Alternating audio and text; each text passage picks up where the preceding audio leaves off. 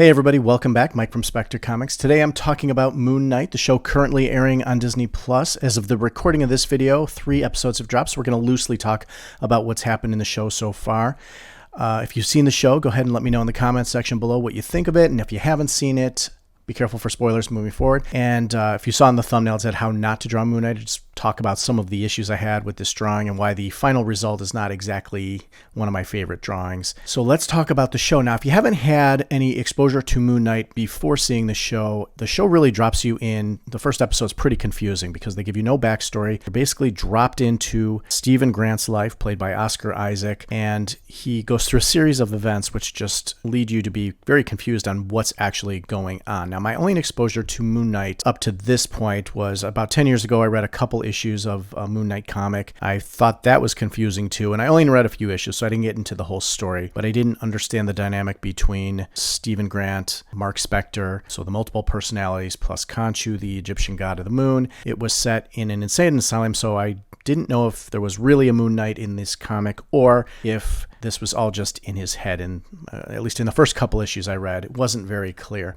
The other exposure I've had to Moon Knight was in a couple issues of Ultimate Spider-Man where Moon Knight made an appearance, and this was a good story. It did also introduce you to both the Stephen Grant and Mark Spector characters, but what's different was there was no Layla, and that's Mark Spector's wife in the show, and the suit kind of forms around Mark Spector, but in the comic here, in the Ultimate Spider-Man comic, the suit was just something that was in a closet and he had to put it on. So I thought that was interesting because I really like how the show is a little more magical. He summons the suit, he gets his powers from Kancho. Now the show in the first episode drops you right into Stephen Grant's life. He's basically a British guy who works in London, and he works in a museum, in a gift shop. He does have a knowledge of ancient Egyptian history, hieroglyphics, artifacts. Now, what's interesting in the first episode is that Stephen seems to be experiencing these time losses. Like he'll wake up and it's 3 days later, or he'll go through this event thinking it was a dream, and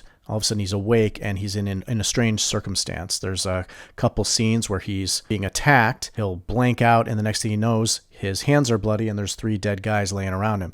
So there's a lot of confusing things, and I guess the show is deliberately trying to confuse you because of the multiple personality aspect of Stephen Grant and Mark Spector. We're also introduced to Arthur Harrow, played by Ethan Hawke. He's basically the villain of the show, and his goal is to enact justice on the earth by releasing the Egyptian crocodile-headed goddess named Ammit.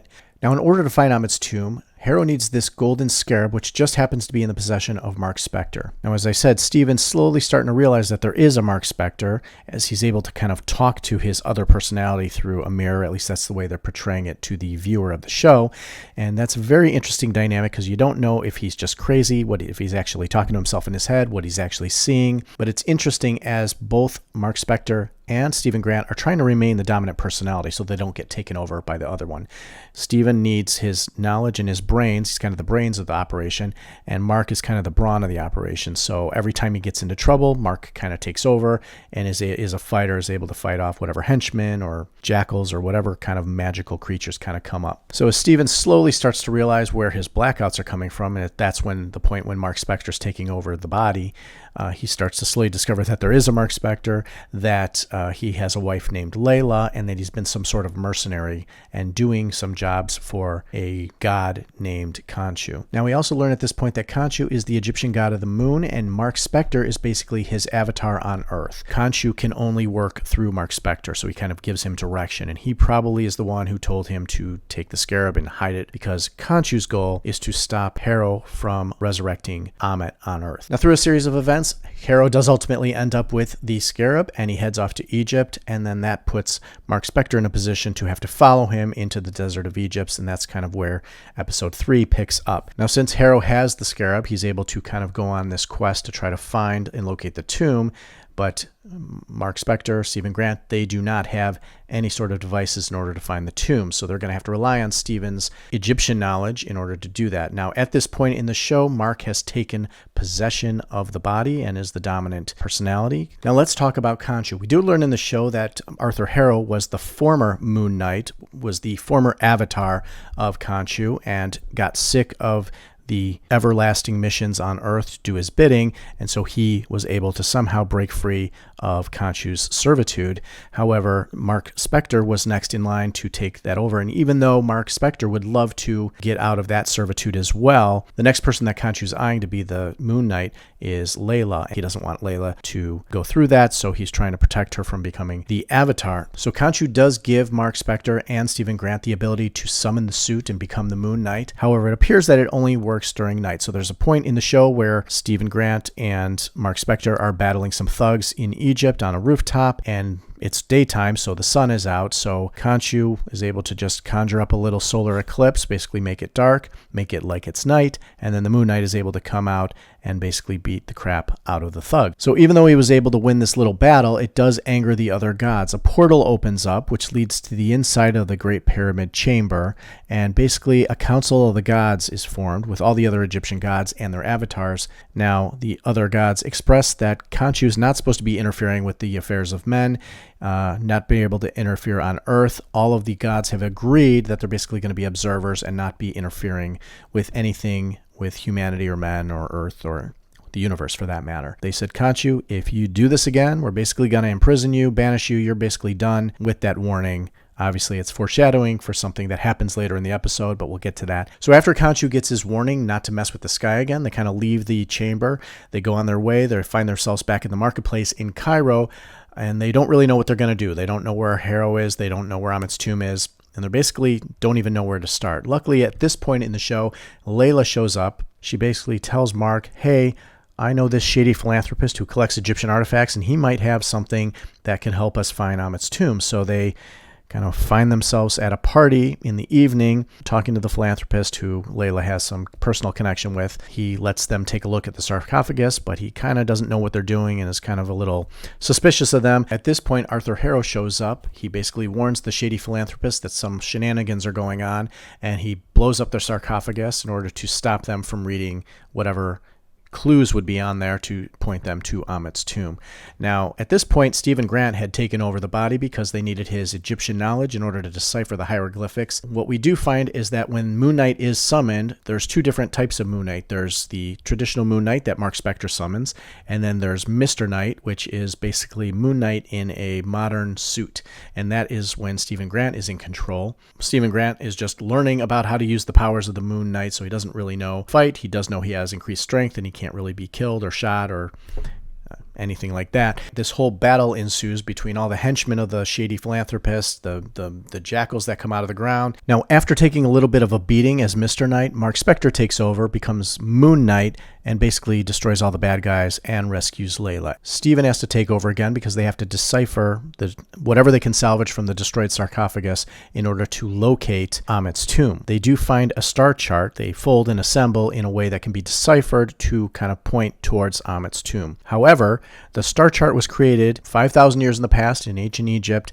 and the sky has shifted since then, so whatever they could decipher now in the sky would have shifted in 3,000 years. Luckily, they have Kancho there, who has the ability to manipulate the sky, again, foreshadowing from before, where he was warned not to mess with the sky.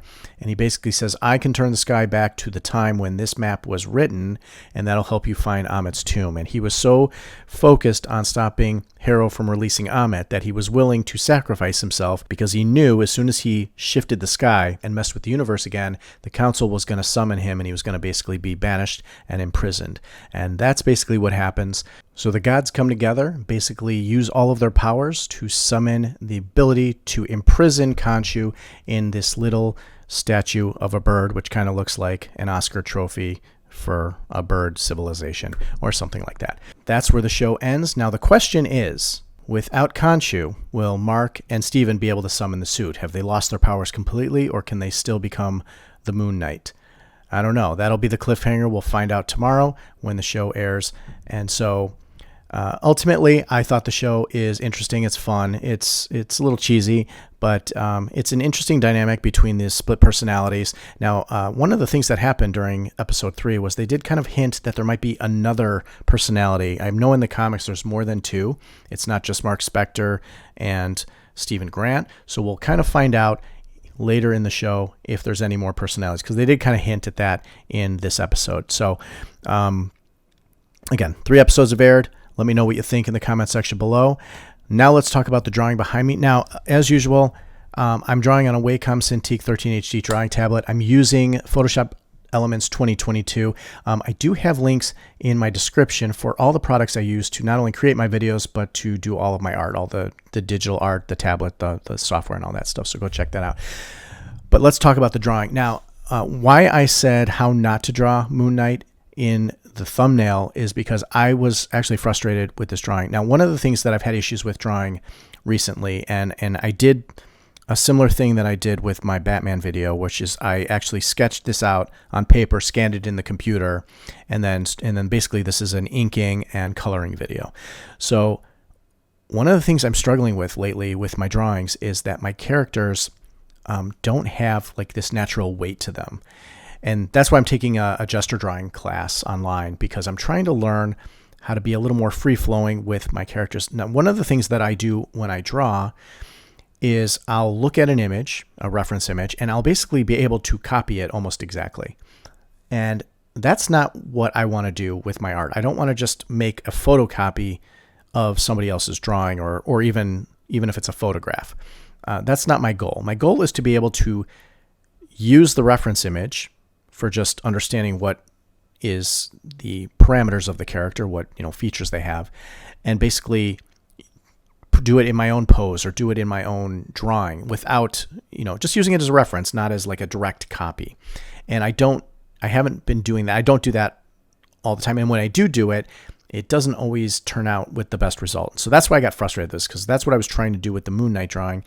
Is basically I didn't want to copy my reference image. I basically wanted to kind of make it my own, and I failed at that. That's not what happened here. This is almost a direct copy of what I was trying to draw, and on top of that, it's not even a good copy of what I was trying to draw. So I did have a little trouble. Now, there are some aspects of this drawing that I do like, and it mostly comes to when you do color something in, it actually hides some of the flaws in the drawing. So now, as far as the drawing goes, the character feels very stiff and doesn't have a lot of weight to him, and doesn't feel natural. He doesn't feel like he's in natural action pose, and that was the intention. So the natural weight of the character is not conveyed here. It just looks very stiff to me. I did kind of screw up the hands, and I will eventually get to that video that I've been intending to make with why hands are so difficult to draw, but we'll get to that one in a future video. But I will talk about some of the things that I do like. Now, I do like, once I got to the coloring part, Moon Knight's costume is all white, so I didn't know if it would be interesting, but I would have to play a lot with shade and shadow in this, because he basically has a white costume. He's backlit by the moon, and so he has got a nice glow around him where the shadow is not hitting because it's backlit by the moon. So I thought that was kind of cool, because there's a lot of glowing in this drawing, and I thought that worked out well. So I basically colored the whole costume white, but then added the shadow where the darker areas would be. And by using a gradient eraser, I was able to kind of carve away some of the color. And then another cool feature of this drawing is where all of the mummy wraps are around his body, how I made the dark areas light where the mummy wraps were. So basically the way I did that was I created a second layer on top of the line layer, and then I just used a white color, a white gradient, as I painted that in the darkest areas, so that the darkest areas would have the white lines of the wrap, and it would fade out as you go. So that's kind of an interesting feature. So that's done by just using multiple layers and highlighting those layers, and then painting with a brush and just kind of highlighting in the darkest areas. It really makes, instead of the lines of the wraps kind of just fading away and not being visible, it kind of makes them jump out. And you can kind of see that in the arms and the legs. So that's where mostly that's featured. But other than that, that is my discussion of the first 3 episodes of the show. This is the final drawing. Hope you enjoyed it. And again, let me know what you think of the show in the comment section below. Like the video, subscribe to my channel. Hope you enjoyed the video. We will see you next time. Have a great day.